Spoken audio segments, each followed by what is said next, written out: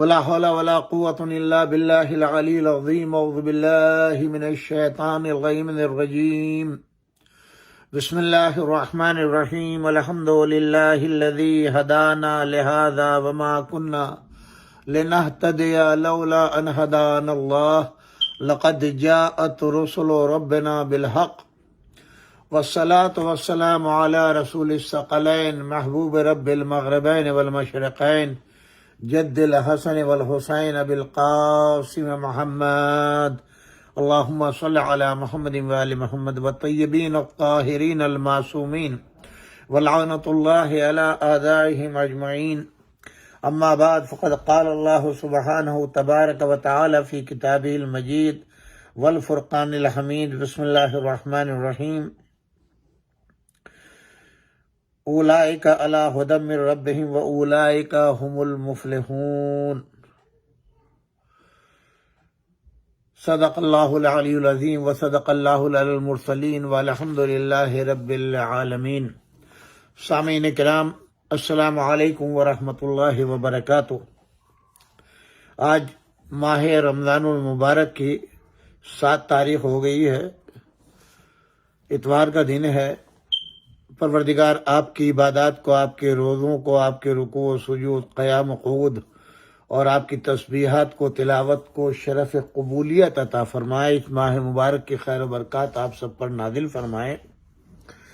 آج ہمارے عزیز دوست بھائی جناب محمد عبداللہ صاحب، سید محمد عبداللہ، جو فرزند اکبر ہیں علامہ نصیر الاجتہادی رحمۃ اللہ علیہ کے، انہی نے آج کا پروگرام جو ہے وہ تعاون فرمایا ہے ہمارے لیے، اور خداوند عالم ان کی توفیقات میں اضافہ فرمائے اور ان کے رزق میں خیر و برکت عطا فرمائے. انشاءاللہ پروگرام کے آخر میں ان کے مرحومین کے لیے یہ خاندان سرکار غفران مآب سے ہیں، اجتہادی. تو ظاہر ہے کہ خاندان غفران مآب، سرکار غفران مآب جو ہے، ان کا بڑا احسان ہے ایشیا کی شیعت کے اوپر، شبہ قارہ کے شیعوں پر. کسی موقع پہ ان کی ہسٹری بیان کریں گے، ممکن ہے ماہ رمضانی میں ضمناً آ جائے. تو ہمارا موضوع تھا قرآن اور انسانیت، کہ یہ قرآن مجید جو ہے وہ کل مخلوق کے لیے، کل انسان کے لیے، کل جہان کے انسانوں کے لیے ہدایت کرنے کے لیے آیا ہے، ساتھ دینے کے لیے آیا ہے، نجات دلانے کے لیے آیا ہے، رہنمائی کرنے کے لیے آیا ہے، راستہ دکھانے کے لیے آیا ہے. اور اس کتاب میں کوئی شک و شبہ کی گنجائش نہیں ہے. ہم برابر آپ کی خدمت میں بتا رہے ہیں، یہ صرف ملکیت نہیں ہے کسی ایک فرقے کی، اس کے ایک گروہ کی.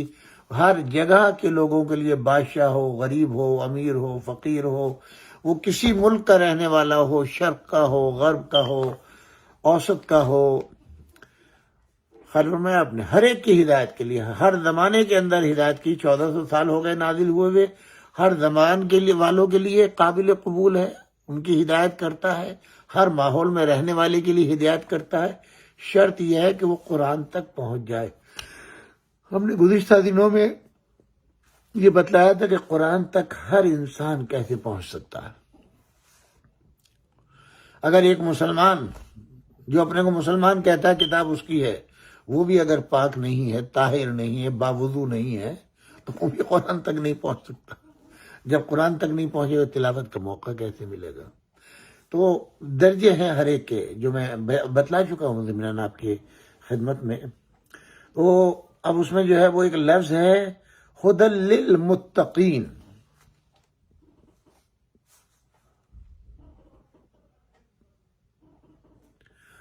یعنی متقین کی ہدایت کرتا ہے یہ قرآن. اور اب متقین کے درجات جو ہے، متقین بننے کے لیے کیا کیا منزلیں ہیں. آج کی جو آیت میں نے آپ کی خدمت میں پیش کی، اولئک علی ھدی من ربہم واولئک ھم المفلحون، یعنی اب وہ ایک پوری چھوٹی چھوٹی تفصیلی مثال کے طور پر متقین کی ہدایت کرے گا. متقین کون ہے؟ الذین یؤمنون بالغیب، جو غیب کے اوپر ایمان لاتے ہوں، یقیمون الصلاۃ میں، وہ نماز وہ قائم کرتے ہوں، مما رزقناہم ينفقون، اور جو کچھ اللہ نے ان کو عطا کیا اس میں انفاق کرتے ہوں، اور وہ لوگ ہوں کہ جو کچھ میرے نبی تم پر نازل کیا ہے ان سب کے اوپر جو ہے وہ ایمان لاتے ہوں، تم پر اور تم سے قبل والوں پر، انزل من قبل کا بالآخرۃ، اور روز قیامت پر ایمان لاتے ہوں۔ اب یہ لوگ کون ہیں؟ اولئک علی ھدی من ربہم واولئک ھم المفلحون، یہی وہ لوگ ہیں جو اپنے پروردگار کی طرف سے ہدایت کے حامل ہیں اور فلاح یافتہ اور کامیاب ہیں۔ تو اس میں جو ایک مین چیز ہے وہ غیب کے بعد وہ ہے نماز، یعنی بندے اور اللہ کے رشتے کو مضبوط کرنے والی جو چیز ہے اس کو کہتے ہیں نماز۔ اس پہ آج ہم اپنی یہ گفتگو کریں گے۔ دن میں 5 وقت اللہ نے نماز کو واجب کیا ہے اپنے نبی حضرت محمد مصطفیٰ صلی اللہ علیہ وآلہ وسلم کے ذریعے۔ صبح فجر جسے کہتے ہیں قبل طلوع آفتاب، اس کے بعد بعد الزوال جس کو ظہر اور عصر کہتے ہیں، بعد غروب یعنی جب آفتاب غروب ہو جائے اس کے بعد مغرب اور عشاء، یہ واجب ہیں۔ اچھا یہ بھی یاد رکھیے گا صبح کی صرف 2 رکعت واجب ہے، ظہر عصر کی 4 رکعت واجب ہے، مغرب کی 3 اور عشاء کی 4، یہ واجب ہے۔ ٹوٹل 17 رکعت نمازیں جو ہیں واجب ہے۔ اس کے بعد کہتے ہیں کہ یہ ٹوٹل 24 گھنٹے کے اندر 51 رکعت نماز ہر مسلمان کے لیے ضروری ہے۔ لفظ یاد رکھیے گا، واجب نہیں ضروری ہے۔ اس 51 رکعت نماز میں 17 رکعت نماز وہ ہے جو واجب ہے، یعنی پڑھنا واجب ہے، اس کا بالغ و عاقل کے لیے اس کا پڑھنا واجب ہے، ترک گناہ ہے۔ اہل بیت اطہار علیہ السلام فرماتے جو نماز نہیں پڑھتا اس سے ہمارا کوئی رابطہ نہیں، کوئی رشتہ نہیں، کوئی واسطہ نہیں۔ اور نمازی کے لیے آیا قبل ما سواہا وردت رد ما سواہا، جس کی نماز قبول اس کے سارے اعمال قبول، جس کی نماز رد اس کے سب اعمال جو ہے وہ رد کر دیے جائیں گے۔ تو 5 وقت، اچھا یہ 5 وقت کیوں رکھے گئے؟ معصوم سے روایت یہ ہے کہ یہ 5 وقت اس لیے، یعنی اگر اللہ چاہتا تو ایک ہی وقت میں جو ہے وہ 51 رکعت نماز پڑھوا لیتا، یا ایک ہی وقت کے اندر جو ہے 17 رکعت واجب کی تھی، 5 وقت کی 17 رکعت میں نماز پڑھوا لیتا۔ ممکن تھا کہ نہیں تھا؟ امام فرماتے ہیں، امام جعفر صادق علیہ الصلوۃ والسلام، کہ تم اس کو اس صورت سے سمجھو کہ مثلا اللہ تم سے ناراض ہو گیا، اب تم اسے راضی کیسے کرو گے؟ تو اللہ نے 5 اوقات مقرر کیے۔ ایک وقت جاؤ گے، مثلا کسی کے گھر پہ جاؤ، جب وہ ناراض ہو جائے تم دروازے پر جو ہے وہ بیل بجاتے رہو، ایک وقت ایسا ضرور آئے گا کہ وہ کھول دے گا۔ اور اس میں رکھا ہے کہ 5 وقت ایسے ہیں کہ جب تم دروازہ کھٹکھٹاؤ گے تو ایک وقت تو یقیناً رحمت الہی کا دروازہ واہ ہو جائے گا اور تم مستحق رحمت ہو جاؤ گے۔ اب نماز وہ ہے جو بندہ اپنے معبود سے رشتے کو بھی مضبوط کرتا ہے اور بات بھی اللہ سے کرتا ہے۔ سورہ حمد کیا ہے؟ یہ گفتگو ہی تو ہے بھائی، کہ آپ بات کرتے ہیں اللہ سے ہم کلام ہوتے ہیں اور اللہ جواب دیتا ہے، اللہ جواب دیتا ہے۔ اب افضل ترین عبادت تمام عبادتوں میں نماز عبد کو معبود سے ملاتی ہے، بندوں کو معراج عطا کرتی ہے نماز۔ قیامت کے دن سب سے پہلا سوال نماز کے بارے میں کیا جائے گا، اور اسی کی قبولیت پر جو میں نے کہا قبل ما سواہا وردت رد ما سواہا، تو اسی کے اوپر دار و مدار ہوگا دوسرے اعمال کا، اسی پر انحصار ہوگا۔ قرآن مجید میں لفظ صلاۃ بغیر اضافت کے 67 مرتبہ آیا ہے، اور اکثر مقامات پر اقیم الصلاۃ کے ساتھ وآتوا الزکوٰۃ بھی ہے، یعنی جانی اور مالی دونوں عبادتوں کا ایک ہی ساتھ ذکر ہے۔ انبیاء کرام اکثر و بیشتر مومنین سوال کرتے ہیں کہ کیا نماز پہلے والے بھی تھے؟ بھائی قرآن میں ماہ رمضان کا مہینہ ہے نا، کیا ہے؟ کتب علیکم الصیام کما کتب علی الذین من قبلکم، تم پر ویسے ہی روزوں کو فرض کیا گیا ہے جیسے تم سے پہلے امتوں پر روزوں کو فرض کیا گیا تھا۔ یہ کوئی نئی بات نہیں ہے کہ صرف روزے ہمارے لیے آئے، نہیں، اس سے قبل کی امتوں کے لیے بھی روزے تھے۔ اب اس کی کیفیت کیا تھی وہ ایک علیحدہ بحث ہے، اس میں مجھے ابھی نہیں جانا، انشاءاللہ کسی روز عرض کر دوں گا۔ تو جیسے حضرت ابراہیم علیہ السلام دعا پڑھتے ہیں، فرماتے ہیں رب اجعلنی مقیم الصلاۃ ومن ذریتی، پروردگارہ تو مجھے نماز قائم کرنے والا قرار دے اور میری ذریت میں بھی اس کو باقی رکھ۔ یہ کون دعا مانگ رہا ہے؟ حضرت ابراہیم علیہ السلام جو خلیل اللہ ہیں، انہی کی نسل میں 36ویں یا 37ویں نسل میں ختمی مرتبت حضرت محمد مصطفیٰ صلی اللہ علیہ وآلہ وسلم ہے کہ جن کی ہم امت کہلاتے ہیں۔ ملت ہے ابراہیم علیہ السلام کی، ملت ابراہیمی، امت ہے محمد مصطفیٰ صلی اللہ علیہ وآلہ وسلم کی۔ اور اسی لیے جب حضرت ہاجرہ اور جناب سارہ کو وادی غیر ذی زرع یعنی مکہ مکرمہ میں چھوڑ کر جا رہے تھے تو اس وقت بھی دعا فرما رہے تھے ربنا انی اسکنت من ذریتی بواد غیر ذی زرع عندک بیتک المحرم ربنا لیقیم الصلاۃ، پروردگارہ میں اپنی ذریت کو اس جگہ پر ایسی وادی میں چھوڑ کر جا رہا ہوں جہاں زراعت نہیں ہوتی، بارلہا، تاکہ وہ نماز قائم کرتے رہیں۔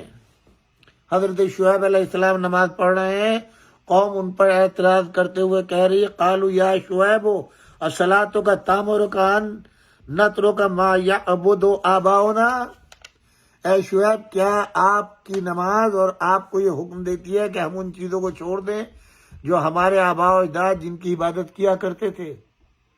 یعنی حضرت شعیب نماز پڑھ رہے ہیں تو وہ ان پر اعتراض کر رہے ہیں کہ یہ آپ کی نماز جو آپ پڑھ رہے ہیں یہ آپ کو حکم دیتی ہے، آپ کو اجازت دیتی ہے کہ آپ ہمارے خداؤں کو برا بھلا کہیں، ان خداؤں کو جو ہمارے آباء و اجداد جو ہے بنا کے گئے ہیں، جن کی عبادت و پرستش وہ کرتے تھے۔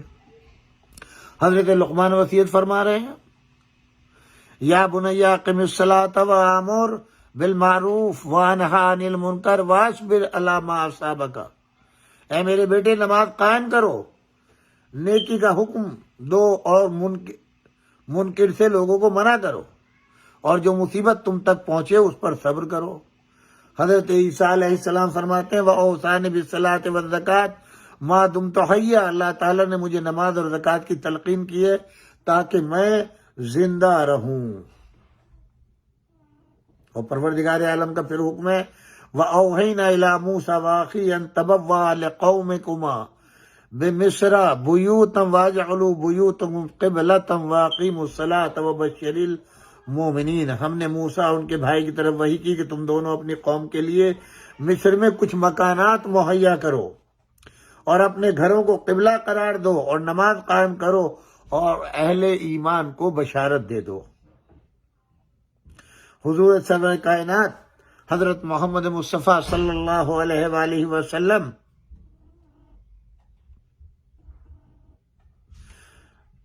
بیت المقدس کی جانب رخ کر کے نماز پڑھا کرتے تھے۔ یہودیوں کے اعتراض کرنے پر آپ نے اللہ تعالیٰ سے قبلے کی تبدیلی کی دعا کی قد نرى تقلبك بوجهك في السماء فلنولينك قبلة ترضاها، ہم یہ دیکھ رہے ہیں کہ آپ بار بار اپنا چہرہ آسمان کی طرف بلند کر رہے ہیں، ہم آپ کو ایسے قبلے کی طرف پلٹا دیں گے جس سے آپ راضی ہو جائیں۔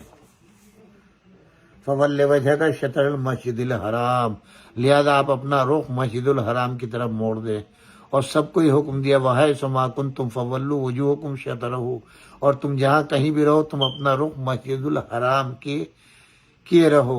صاحبان ایمان کو یہ حکم دیا گیا جب تم نماز کے لیے آمادہ ہو جاؤ، فاغسلوا وجوہکم وایدیکم الی المرافق وامسحوا برؤوسکم وارجلکم الی الکعبین۔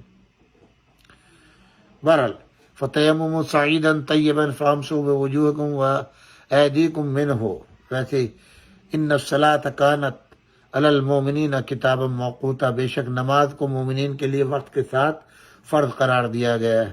اور مختلف آیات میں نماز کی وضاحت، واقم الصلاۃ فی النہار وزلفا من اللیل، اقم الصلاۃ لدلوک الشمس الی الغسق اللیل وقرآن الفجر ان قرآن الفجر کان مشہودا۔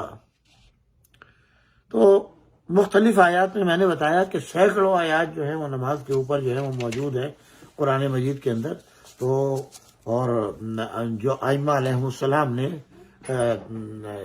نماز فرمائی ہے، خود حضور اکرم صلی اللہ علیہ وآلہ وسلم میں، تو بہترین شے جو ہے وہ نماز ہے۔ آپ خود جو نہیں پڑھتا اس کو ایک مرتبہ کہیے کہ وہ آئے اور نماز کے لیے اس کو کسی صورت سے آمادہ کیجیے، اور جب وہ نماز پڑھنے لگے گا تو آہستہ آہستہ شروع میں اس کو گراں گزرے۔ کچھ کیفیت ایسی ہوتی ہے شیطان کے بہکانے کی کہ وہ انسان کے اوپر ایسے مسلط ہوتا ہے، سستی آئے گی، جبائی آئے گی، یہ اچھوں کے لیے ہوتا ہے، کوئی نئی بات نہیں ہے۔ مگر جب وہ ایک مرتبہ مصلی پر آ جاتا ہے اور اس کو احساس ہو جائے اپنے محسن کا، اپنے معبود کا، اپنے خالق کا، اپنے رازق کا، تو پھر وہ چاشنی اس کو ملے گی، چھوڑے گا نہیں۔ ہم اہل بیت کے ماننے والے ہیں، مولا کائنات علیہ السلام کے ماننے والے ہیں، جن کے گھر سے ہزار ہزار رکعتوں کی تکبیریں بلند ہوتی تھی۔ تاریخ دیکھیے، جب آپ تاریخ پڑھیں گے تو آپ کو ہمارے ائمہ کی عبادت ملے گی۔ امام زین العابدین، امام علی علیہ السلام، امام زین العابدین علیہ السلام کو سجدہ کرتے ہوئے جب دیکھا، لوگوں نے تو پوچھا کہ خود امام محمد باقر فرماتے ہیں کہ میرے بابا فرماتے تھے کہ میرے جد کی عبادت کو نہیں دیکھا، میری تو عبادت کون ہے؟ امام جن کو زین العابدین کا لقب ملا، جن کو سید الساجدین کا لقب ملا، وہ امام کہہ رہے ہیں کہ کہاں میرے جد علی ابن ابی طالب کی عبادت اور کہاں میری عبادت۔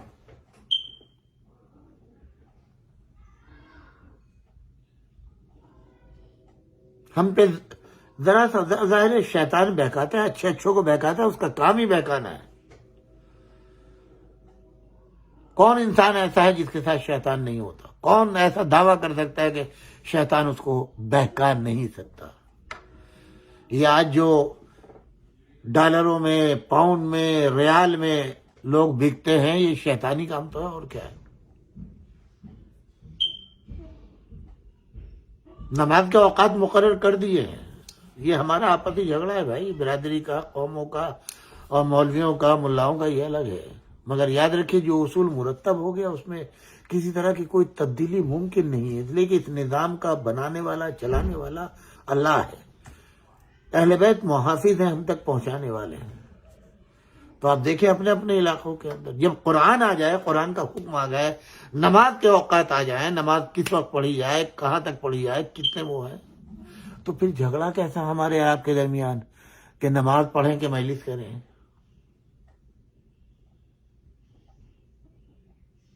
ایک مرنے کا وقت ہے جو مقرر نہیں ہے بھائی۔ نماز کے تو اوقات بتا دیے ہیں، اب اس وقت تو جہاں ایک ایک سیکنڈ کی رفتار کا پتہ چل جائے تو کیا یہ معلوم نہیں ہوگا آپ کو کہ یہاں صبح کی نماز کب ختم ہوگی، سب شروع ہوگی، ظہر کی نماز کب ہوگی، عصر کی نماز کب ہوگی، مغرب و عشاء کی نماز کب ہوگی؟ تو اب کتنا بقیہ جتنے کام آپ کو کرنا ہے اس کو ایڈجسٹ کر لیجیے آپ ٹائم کو، یہ تب آپ بہترین منتظم کار، بہترین انسان کہلائیں گے آپ۔ جب آپ کا کام ہے کہ جب قرآن نے ان اوقات کو مقرر کر دیا ہے جو نماز کے اوقات ہیں، تو اب آپ کی عقل و دانش کا امتحان یہ ہے کہ بقیہ جو دوسرے پروگرام ہیں آپ کو عبادات کے کوئی بھی، ان سب کو آپ خود سے مقرر کر لیجیے، تبھی پتہ چلیں گے نماز کی اہمیت آپ کے لیے کیا ہے۔ نماز خود معرفت الہی کا ذریعہ ہے۔ جب آپ نے اپنے معبود کو پہچان لیا، اپنے رازق و مالک کو پہچان لیا، تو اب اس کا شکر کیسے ادا کریں، اس سے رابطہ کیسے کریں، گفتگو کیسے کریں۔ اور وہ کہتا ہے جتنا میرا شکر ادا کرو گے اتنا ہی زیادہ ادا کروں گا، اتنا ہی زیادہ دوں گا تم کو۔ تو وہ شکر کیسے ہو،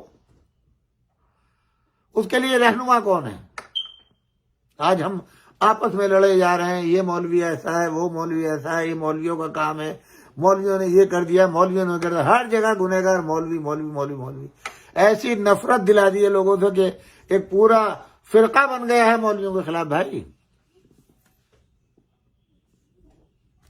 حالانکہ مولوی کے بغیر گزارا بھی نہیں ہے، نہ خود مولوی بنیں گے، اور اگر کوئی بنتا ہے تو اسے بیچارے کو مایوس کریں گے، گزارا بھی نہیں ہے۔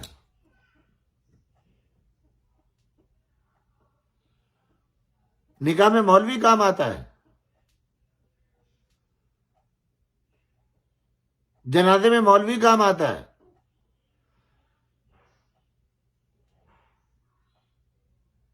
مولوی ان نمائندہ الہیہ کی جانب سے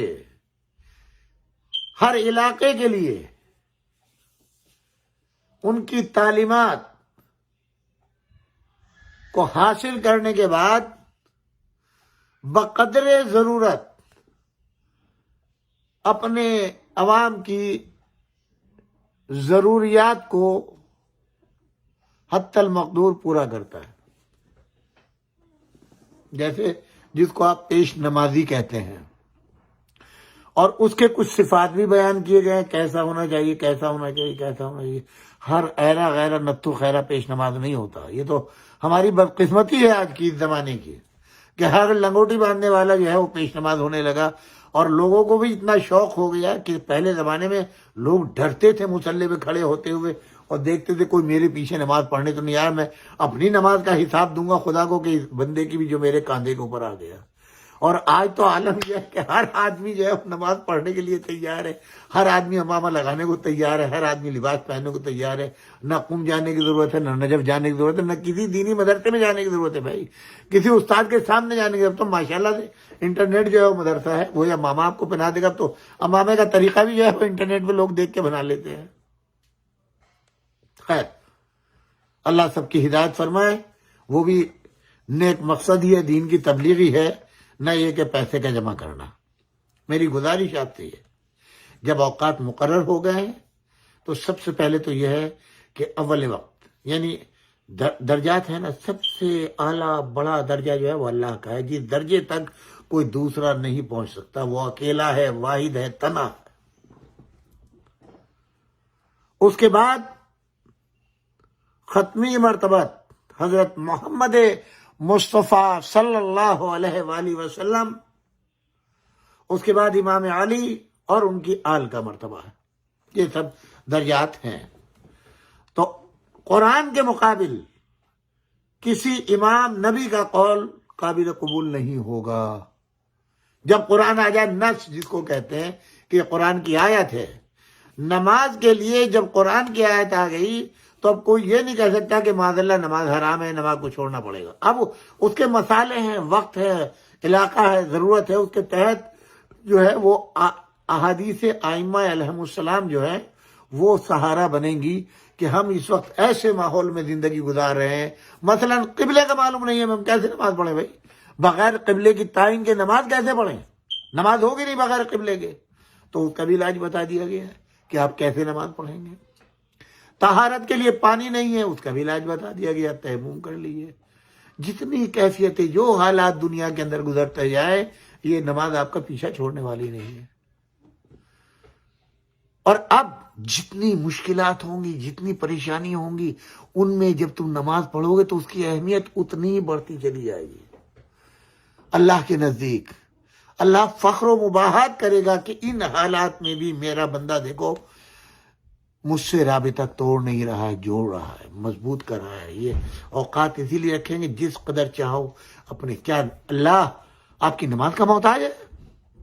آپ کی عبادتوں کا، آپ کی دعاؤں کا محتاج ہے؟ پوری دنیا اللہ اکبر کرتی رہے، لا الہ الا اللہ پڑھتی رہے، اس کی عزت میں ذرہ برابر فرق نہیں آتا۔ اس لیے کہ یسبح للہ ما فی السماوات و ما فی الارض الملک القدوس، جو بھی کچھ زمین کے اندر ہے، آسمان میں ہے، یہ سب کے سب سورہ جمعہ کی ابتدائی آیت، جو کچھ مخلوق ہے وہ تسبیح پڑھتی ہیں، تقدیس کرتی ہیں، کس کی؟ اللہ کی، اسی کے سامنے سر بسجود رہتی ہیں۔ یہ حکم حضرت انسان کو اور جنات کو ہے، یہ عبادات، یہ نمازیں، تاکہ تمہارا رشتہ اللہ سے مضبوط ہو جائے، تم پر واجب ہے۔ ہم نماز اہل بیت کے لیے نہیں پڑھتے، سجدہ اہل بیت کے لیے نہیں کرتے، رسول اللہ کے لیے نہیں کرتے، مولا علی علیہ السلام کے لیے نہیں کرتے۔ ہمارے سجدے صرف اللہ کے لیے ہوتے ہیں۔ دعا میں ہاتھ پھیلتا ہے تو اللہ کے سامنے پھیلتا ہے، کسی مخلوق کے سامنے نہ سجدہ کرتے ہیں نہ ہاتھ پھیلاتے ہیں۔ بہت سے معترض کرتے ہیں نا کہ مقامات مقدسہ میں جا کے آپ لوگ سجدہ کرتے ہیں، وہ تعظیم کرتے ہیں، سجدہ صرف اللہ کے لیے ہے۔ اور سجدہ وہ کہلائے گا کہ آپ کے ساتھ اعضاء زمین کے اوپر جو سجدے میں نماز کی کیفیت ہے، وہ سجدہ کہلاتا ہے۔ زمین کے اوپر پیشانی رکھ دینا یہ عظمت کا اعلان ہے، اس مقام کی عظمت، اس جگہ کی عظمت، اس ہستی کی عظمت۔ اگر ہاتھ پھیلا رہے ہیں تو ان سے نہیں مانگ رہے ہیں، مانگ رہے ہیں اللہ سے، اس لیے کہ اللہ ہر جگہ موجود ہے۔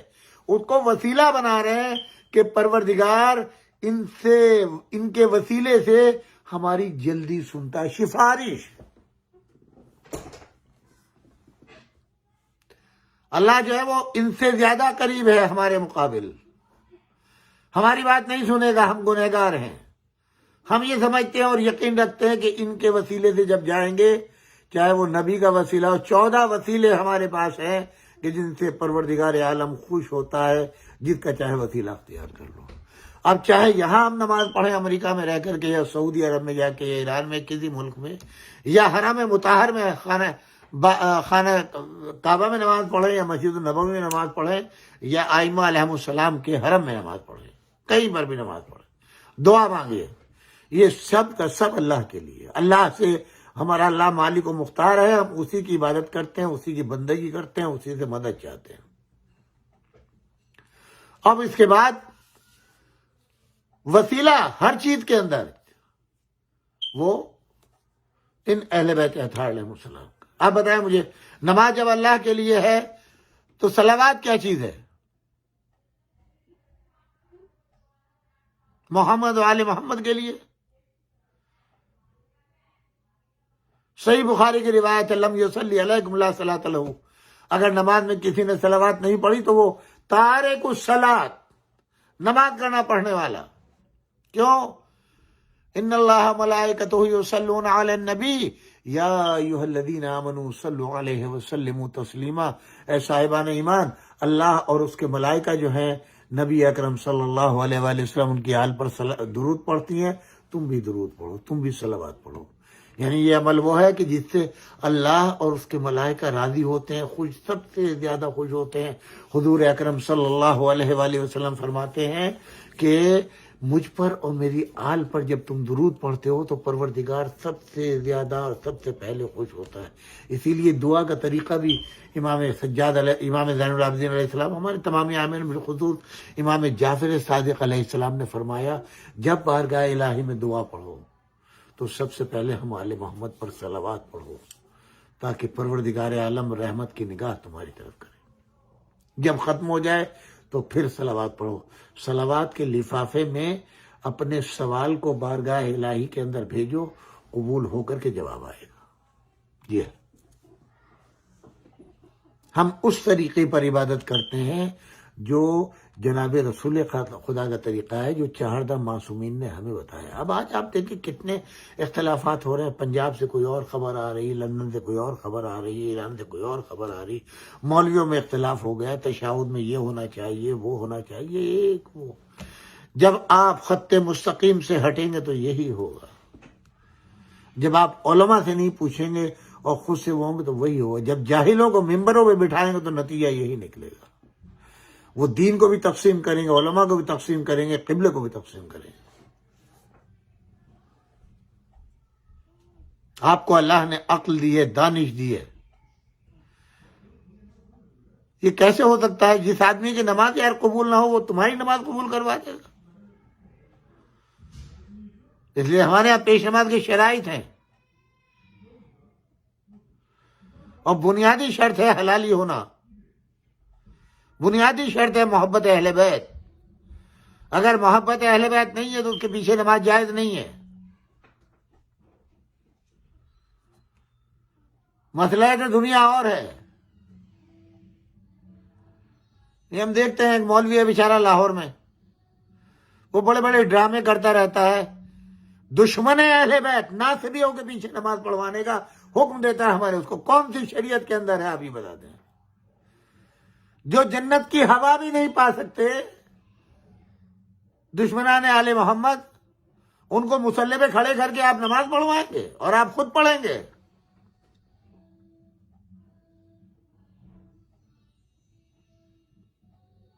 سوچئے کہاں جا رہے ہیں آپ، اور اس قوم کو کہاں لے جا رہے ہیں. یہ نئے فرقے بن رہے ہیں. ماہ رمضان ہے، ذرا عقل سے کام لو، سوچو. جو مبلغین ہیں وہ بھی سوچیں، جو علماء ہیں وہ بھی سوچیں. ماہ مبارک رمضان میں نصیحت کا بہترین موقع ہے. ظہر عصر کی نماز کے درمیان، یا عصر کے بعد، یا عشاء کے بعد میں، یا صبح کی نماز کے وقت بہترین اوقات ہیں تبلیغ و نصیحت کے لیے لوگوں کو، مگر اچھے پیرائے کے اندر.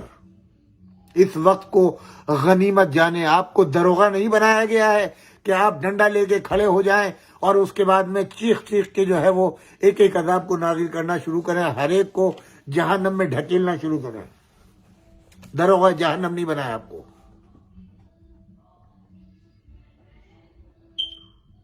خوش اخلاقی کے ساتھ الفاظ کی بہترین ادائیگی کے ساتھ، اس لیے کہ رحمتوں کا مہینہ ہے. یہ مہینہ یہ گنہگاروں کے لیے ہے. اصل مہینہ جو ہے یہ گنہگاروں کے لیے ہے، جو مایوس ہو گئے ہیں اپنی توبہ کے قبول ہونے سے، اپنی دعاؤں کے قبول ہونے سے. اللہ سے رشتہ کیسے قائم کرے انہیں نہیں معلوم. لہذا اس مہینے کو ایک امید کے طور کے اوپر، ایسا مہینہ آنے والا ہے جس مہینے کے اندر اللہ اپنے بندوں کے اوپر جو ہے رحم ہی رحم کرتا ہے. اس کے تمام غلطیوں پہ پردہ ڈال دیتا ہے، شیطان کو خانہ قید کر دیتا ہے. اور اب بندہ آتا ہے جب، تو پھر اب پروردگار عالم اس سے پوچھتا ہے تیرا کیا سوال ہے؟ میرے دسترخوان پہ آیا نا.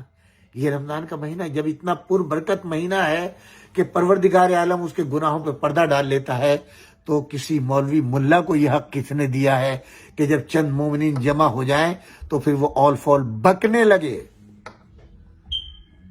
اور وہ انداز اختیار کر لے کہ مومنین جو ہے وہ بیچارے بصد احترام بیٹھ جائیں؟ ایسا نہیں ہونا چاہیے. ہمارے لیے بھی اصلاح کا وقت یہی ہے کہ پورے سال ہمیں ایسے موقع نہیں ملتا.